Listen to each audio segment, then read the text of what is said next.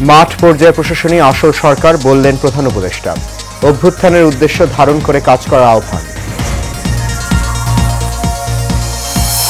সরকার কিংবা আদালত নিষিদ্ধ না করলে নির্বাচনে অংশ নিতে বাধা নেই আওয়ামী লীগের, বললেন সিইসি। টেকনাফে বন বিভাগের নার্সারি থেকে 17 শ্রমিককে অপহরণ করেছে দুর্বৃত্তরা। উদ্ধারে আইনশৃঙ্খলা বাহিনীর অভিযান। এবং পর্দায় উঠল বিপিএল এর 11তম আসরের উদ্বোধনী ম্যাচে রাজশাহীকে হারালো বরিশাল। টিকিট না পেয়ে দর্শকদের বিক্ষোভ।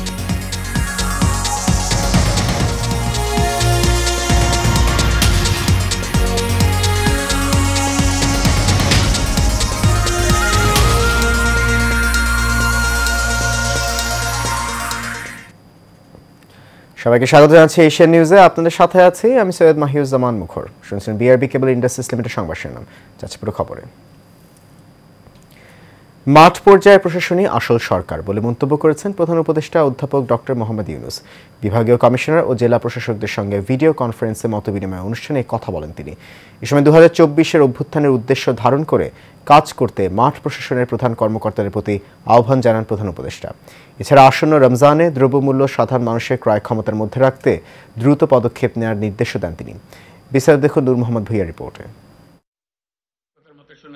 দেশের চলমান বিষয় নিয়ে পর্যালোচনা করতে ভিডিও কনফারেন্সের মাধ্যমে তেজগাঁওয়ে প্রধান উপদেষ্টার কার্যালয় থেকে বিভাগীয় কমিশন ও জেলা প্রশাসকের সঙ্গে মতবিনিময় করেন প্রধান উপদেষ্টা ডক্টর মোহাম্মদ ইউনূস।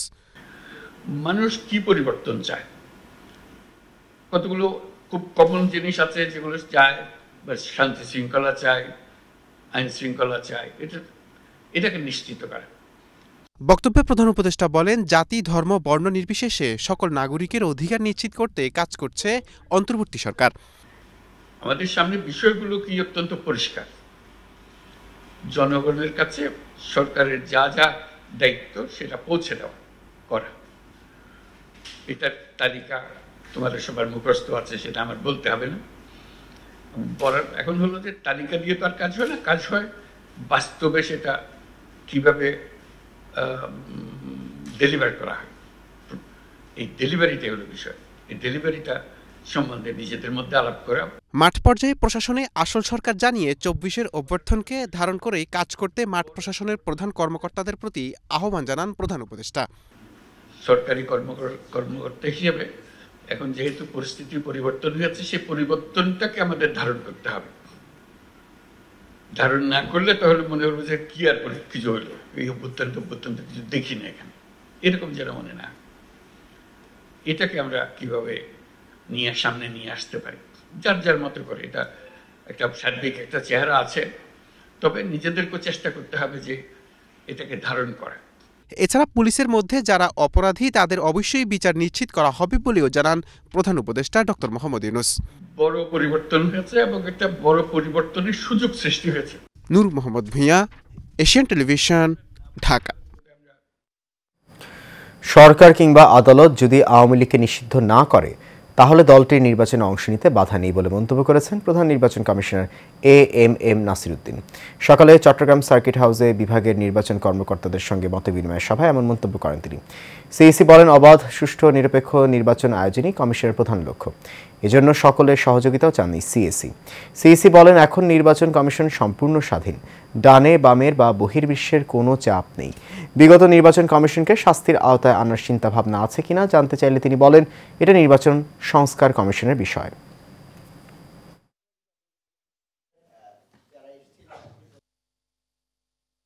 সরকার যদি কোনো দলকে নিষিদ্ধ ঘোষণা না করে তাদের রেজিস্ট্রেশন তো আমরা বাদে করতে পারি না।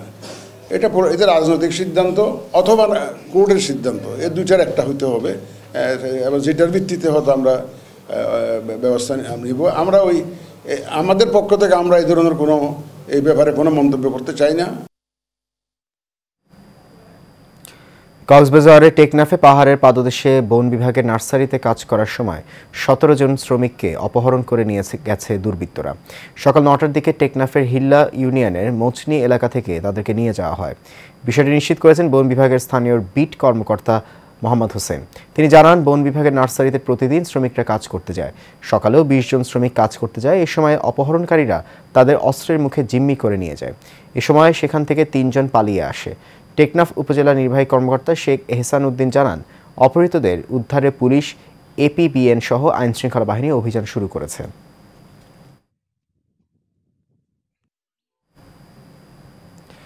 রাজশাহীর সারদায় বাংলাদেশ পুলিশ একাডেমিতে প্রশিক্ষণরত 40তম ক্যাডেট উপপরিদর্শক ব্যাচের আরও 8 জনকে কারণ দর্শানোর নোটিশ দেওয়া হয়েছে। তাদের বিরুদ্ধে অভিযোগ, প্রশিক্ষণ মাঠে উচ্চস্বরে হইচই করা ও দৌড়ানোর বদলে হাঁটা। রোববার সন্ধ্যায় তাদের চিঠি দেওয়া হয়। তাদের আগামী 3 দিবসের মধ্যে শোকজের ব্যাখ্যা দিতে বলা হয়েছে। ব্যাখ্যায় সন্তুষ্ট না হলে তাদের অব্যাহতি দেওয়া হবে বলেও জানানো হয়। সারদা পুলিশ একাডেমির অধ্যক্ষ মাসুদুর রহমান ভুইয়ার পক্ষে নোটিশে স্বাক্ষর করেন একাডেমির পুলিশ সুপার মোহাম্মদ তানভীর সালেহিন ইমন। এর আগেও তিনি 3 দফায় 313 জন প্রশিক্ষণার্থী এসআই এর কাছে ব্যাখ্যা তলবের পর তাদের অব্যাহতি দেওয়া হয়েছে। এর মধ্যে গত 21 অক্টোবর 252 জন, 4 নভেম্বর 58 জন এবং 18 নভেম্বর 3 জন ক্যাডেট এসআইকে অব্যাহতি দেওয়া হয়।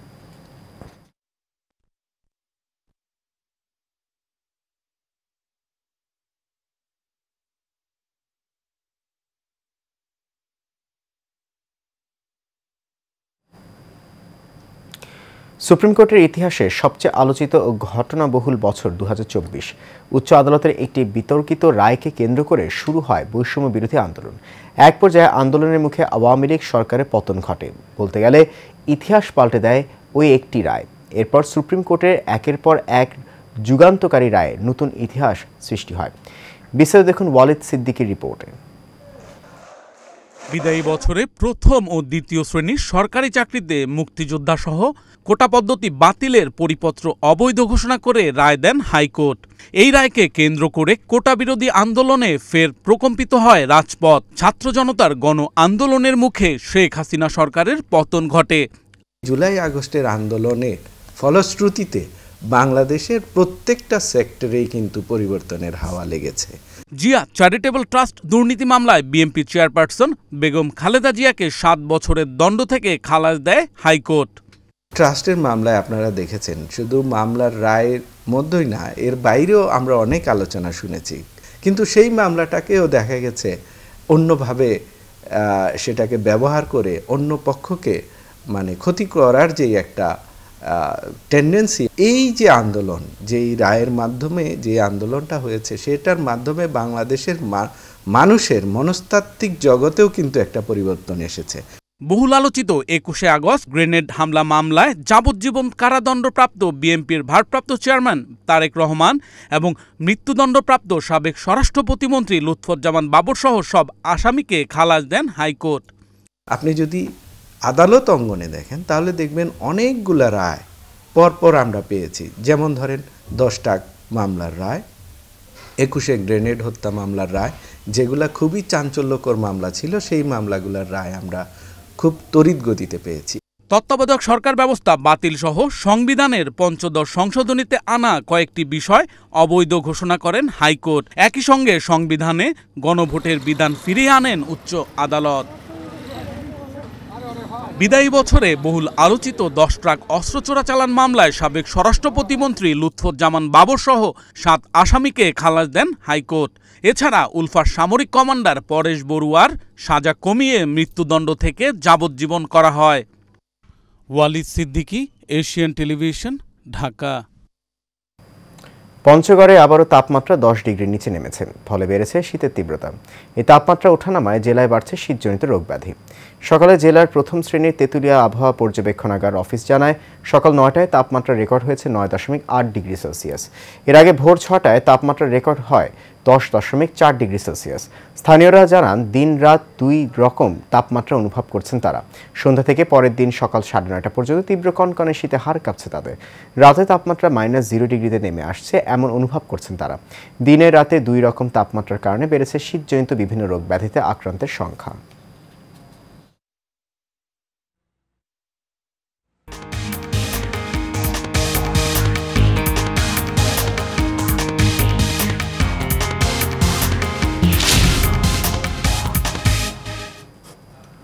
এবার আন্তর্জাতিক প্রসঙ্গ। আমেরিকার সাবেক মার্কিন প্রেসিডেন্ট জিমি কার্টার মারা গেছেন। 100 বছর বয়সে মৃত্যু হয়েছে 39তম এই মার্কিন প্রেসিডেন্টের। স্থানীয় সময় রোববার জিমি কার্টার সেন্টার এক বিবৃতিতে এই তথ্য জানিয়েছে। তার মৃত্যুতে শোক জানিয়েছেন জো বাইডেন, ডোনাল্ড ট্রাম্প সহ দেশটির রাজনীতিবিদরা। ডেমোক্র্যাট দল থেকে নির্বাচিত জিমি কার্টার 1977 থেকে 1981 সাল পর্যন্ত দেশটির 39তম প্রেসিডেন্ট হিসেবে দায়িত্ব পালন করেন। 2002 সালে শান্তিতে নোবেল পুরস্কার পান তিনি।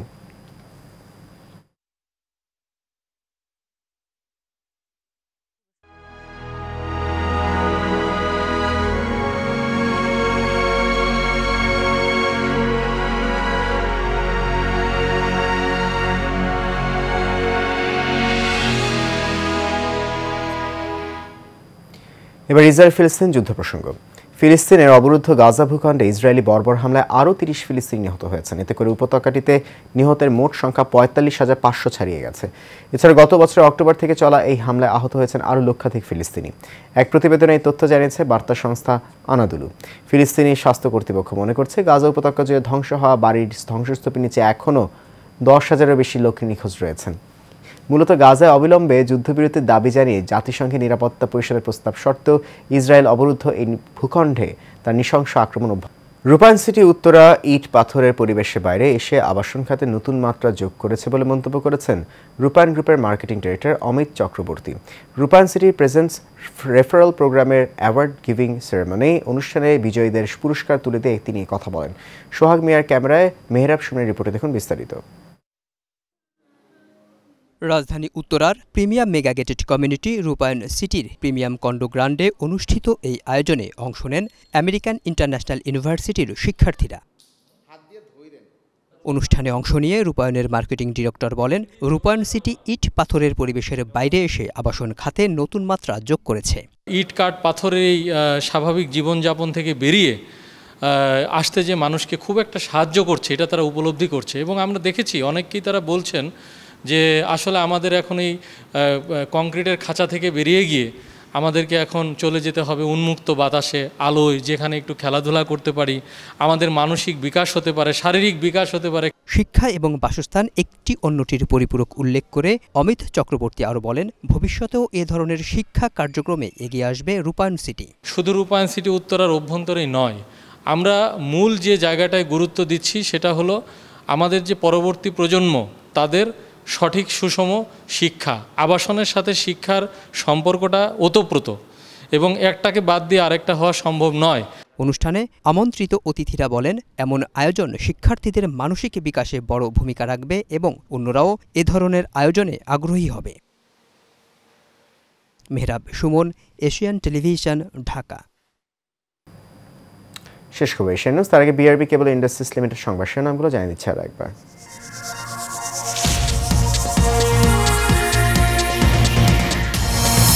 মাঠ পর্যায়ে প্রশাসনে আসল সরকার বলেন প্রধান উপদেষ্টা। অভ্যুত্থানের উদ্দেশ্য ধারণ করে কাজ করার আহ্বান। সরকার কিংবা আদালত নিষিদ্ধ না করলে নির্বাচনে অংশ নিতে বাধা নেই আওয়ামী লীগের, বললেন সিইসি। টেকনাফে বন বিভাগের নার্সারি থেকে 17 শ্রমিককে অপহরণ করেছে দুর্বৃত্তরা, উদ্ধারে আইনশৃঙ্খলা বাহিনীর অভিযান। এবং পর্দা উঠল বিপিএলের 11তম আসরের উদ্বোধনী ম্যাচে রাজশাহীকে হারালো বরিশাল, টিকিট না পেয়ে দর্শকদের বিক্ষোভ।